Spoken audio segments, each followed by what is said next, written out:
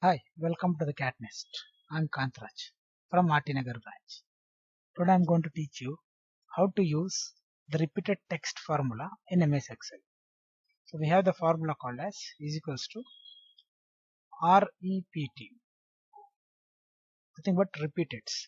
So repeat is a text formula, text related formula. It is used to repeat the particular text as a number of times. So is equals to REPT, open the bracket, select the particular text, close the bracket. So the same text will be repeated. You can see the same text will be repeated. So how many number of times it has to be repeated? I need to repeat it as a 2 times. Enter. So satisfactory and satisfactory. It has been repeated as a 2 times. So I'll give just comma here.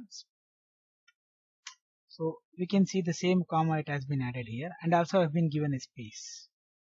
So in the repeatance, number of repeating times, if I make it as 5 times, so 5 times satisfactory will be repeated.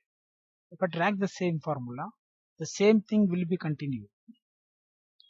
So how many times the text it has to be repeated? For this we're going to use the function called as REPT. It is a text function. So select the text and how many number of times it has to be repeated. So thank you for watching. For more videos, please subscribe to the CAD NEST channel.